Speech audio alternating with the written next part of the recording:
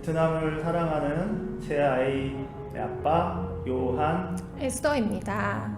반갑습니다. 저희는 하노이 베트남에 살고 있고요. 여기에 온 지 벌써 7년 정도 된 것 같아요. 저는 사실 27살 때 이제 처음 중국으로 나갔고요. 막 특별하게 세계 선교, 중국 선교 이렇다기보다는 그냥 단순하게 요한복음에 있는 누구든지 나를 섬기려거든 나를 따르라. 저 있는 곳에 나도 있을지라는 그 말씀대로 지금 이 시대 예수님은 어디에 계신가 이렇게 고민했고, 그때 보여준 게 이제 가난한 나라, 가난으로 고통받고 어려운 사람들과 함께 계시는 예수님 이렇게 보게 하셨어요. 그래서 중국에 가게 됐습니다. 그 중국에서는 NGO로는 일을 하지 않았어요. 저희가 소속은 NGO 선교단체지만은 그 NGO가 중국은 등록이 되어 있지 않았기 때문에 저는 따로 또 회사를 설립해서 또 일을 했고요. 그리고 거기에서는 그냥 전통적인 선교로 많이 시작을 했던 것 같아요. 그러다가 제가 이제 좀 미국에 있는 단체들하고 조인하면서 총체적 번역 사역, 홀리스틱 미니스트리 이런 것들을 배우고 하면서 제가 나중에는 이제 교회 사역에 집중했고 또 소수민족 현지인 팀 세우고 개척해서 자립하게 하고 빠지고 이런 일들을 주로 했습니다. 저는 이제 결혼하고 선교지에 나가게 됐고요. 그 전에 영어를 좀 공부하고 싶어서 필리핀에 어학연수를 갔었어요. 네, 싱글 때. 근데 이제 교회 오빠가 보내줬는데 가서 보니까 선교 단체였던 거예요. 선교 훈련 센터. 선교 훈련 센터. 네, 언어 훈련하는 그 중에 언어 단어 훈련하는. 네, 그 중에 하나의 프로그램으로. 그럼 낚인 거예요? 저는 영어를 배우러 갔는데 그것도 참 돌아보니 주님의 제 계획 안에 있었구나라고 생각이 들더라고요. 그때 이제 선교에 대한 공부를 하면서 막연하게 어떻게 선교를 해야 될까, 선교를 해야 되는데 어떻게 해야 될까라는 그런 고민이 있었어요. 이제 그러면서 제가 이제 한국에 다시 돌아오게 됐고 교회에서 단기 선교를 가보자라고 이제 이야기를 했을 때 그럼 저도 한번 가보겠다 이제 해서 간 곳이 이제 먼저 선교지에 나와 있는 곳에 남편 저 이제 싱글로 일하고 있는데 저희 교회에서 단기팀이 올 때 이제 저희 아내가 같이 온 거죠. 그전 알고 계시는 사이였어요? 네네, 같은 모교회. 전혀 그런 그런 썸은 전혀 없었고 그런 관심도 없는 남자분이었는데 형제분이었는데 그렇다고 보죠. 왜냐면 저희가 나이 차이가 좀 있다 보니까 관심은 있었지. 요한 형사님은 딱 와서 처음 말씀하셨을 때 나 이 자매분이 마음에 든다 이렇게 그런 마음 그때 운남성이 생기신 거예요? 아니면? 사실 이제 그러면 안 되죠. 왜냐면 이제 단기팀을 받는 선교사인데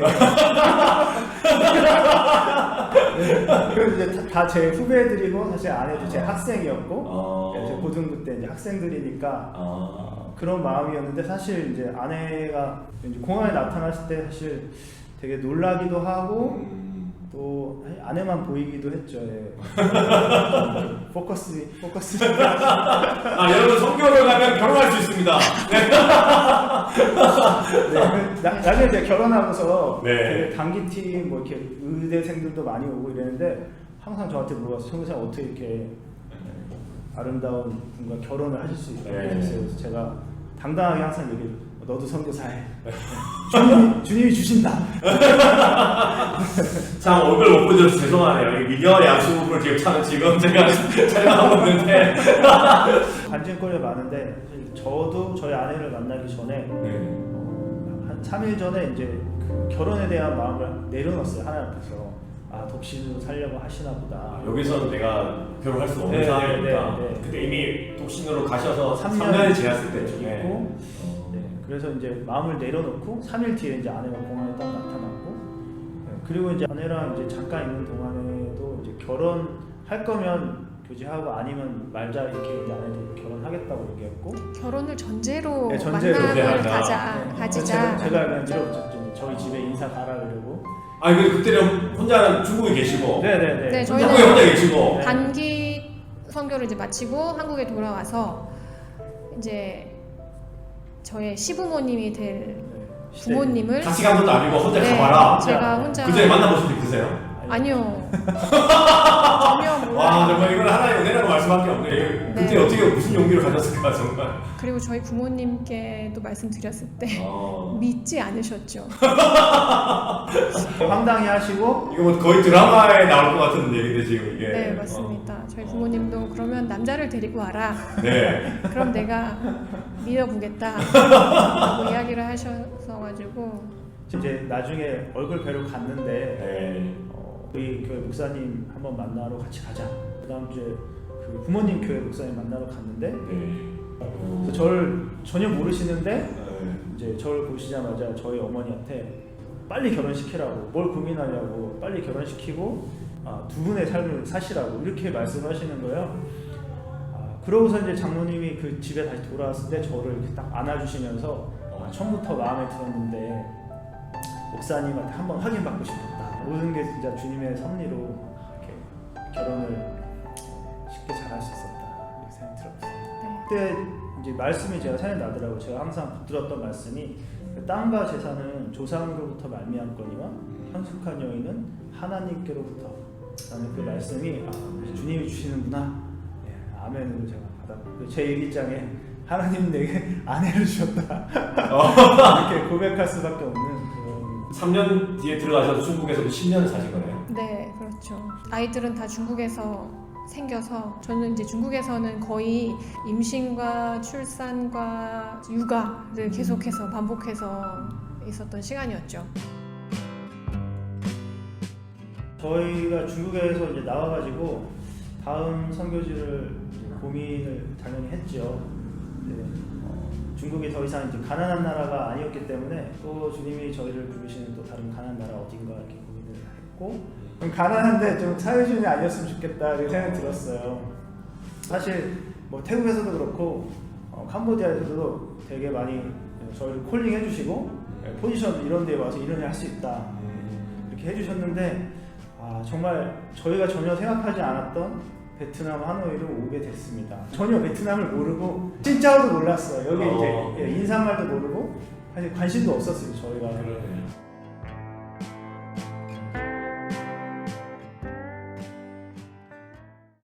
제가 하는 사역을 보통 이제 총체적 변혁 선교라고 많이 얘기하고 또 NGO적으로는 성경적 지역사회 개발 이렇게 얘기 많이 해요.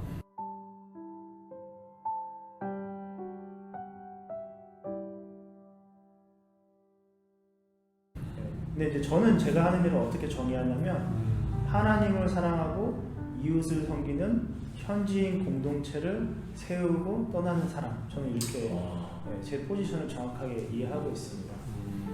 이 사회주의과의 복음 전도는 어떻게 만나서 어떻게 전할까라는 고민을 많이 해야 되는데 거기에 대해서 이제 하나님 저에게 주셨던 마음은 NGO와 비즈니스를 통한 선교였어요. 두 개를 플랫폼으로 해서 사람들을 만나고 관계를 맺고 변화시키는. NGO로 주로 하는 일은 이제 방과후 학교. 저희는 이걸 이제 어린이 개발 사역이라고 하는데 어린이들을 통해서 지역사회 전체가 하나의 나라로 변해가도록 하는 것. 이게 이제 사역의 핵심이에요. 그러기 위해서 이제 제일 중요한 게 아이들을 교육하는 건데요. NGO를 통해서 이제 그런 기회들을 갖고 있죠. 사회주의과에서 NGO는 사실은 장점도 있지만 한계도 분명하다고 생각이 들어요. 왜냐하면 정부랑 일하기 때문에 직접적인 복음 제시할 수 없죠. 물론 그렇다고 복음을 못 전하는 건 아니죠. 왜냐하면 예수라는 분을 소개할 수는 없지만 예수님이 가르쳐 지키게 하신 성경의 다른 모든 거는 가르칠 수 있는 거죠. 그걸 이제 성경적 세계관이라고 하고 요즘에는 킹덤 라이프 스타일이라고 더 많이 부릅니다. 하나님 나라의 방식대로 사는 거죠. 그런 교육을 할 수 있는 기회를 갖는다는 면에서 굉장히 이제 NGO 사역은 귀하고, 다만 결국은 또 예수 그리스도를 소개할 수밖에 없는데 그것은 어떻게 해야 되냐? NGO로 지원하는 아이들이 이제 졸업하고 나면 대학생이 됐을 때 이제 관계 전도를 통해서 복음을 전하고 나중에 이 친구들이 변화되면 다시 돌아가서 가정과 이웃을 변화시키는 이런 방법을 전략을 하고 있습니다. 그러다 보니까 이제 도시에서 이제 비즈니스도 같이 하게 됐는데요. 이제 교육이 가능한 비즈니스를 고민했어요. 네, 그냥 비즈니스가 아니고 재생산이 되는. 네. 왜냐하면 사회주의국가에서 전통적으로 왜 복음 전도할 때는 이렇게 하잖아요. 내가 4시간 들여서 내가 직접 가서 제발 내 얘기 좀 들어주세요. 이렇게 되잖아요. 그런데 이제 교육이라는 걸 보니까 좋은 교육이 세팅이 되면 재정과 시간을 내서 그들이 스스로 저한테 와서 네, 선생님 말씀만 해주세요. 제가 듣겠습니다. 이렇게 되더라고요. 그래서 이제 도시 사역을 하면서는 도시의 그 뭐 세븐 마운틴이라고 하는 7가지 영역 중에서 저희는 이제 교육과 비즈니스 그걸 합친 교육이 가능한 비즈니스를 선택하게 됐고 그렇게 보니까 이제 제가 있던 운남성도 그 커피 산지였고요. 차 산지였는데 커피 산지로 막 바뀌어갖고 베트남도 이제 커피가 나고 하면서 저는 이제 커피 비즈니스를 하게 됐습니다. 저는 7년이라는 시간에서 좋았던 거는 제가 중국에서 아이들하고 거의 붙어서 거의 양육 위주의 삶을 살았다면 이제 베트남에 와서 아이들을 학교에 보내기 시작하고 저만의 시간이 생기게 된 거죠. 그래서 언어도 배우면서 또 현지 친구들하고 같이 시간을 보내게 되고 기도 모임도 하면서 지쳤던 그런 마음이나 저를 좀 돌아보지 못했던 그런 시간들을 여기 와서 가지게 돼서 참 너무 감사했고요. 제가 또 아쉽게 생각하는 거는 제가 제 힘으로 다 뭐든 해보려고 막 했었던 그런 저의 모습들을 좀 많이 보게 됐어요.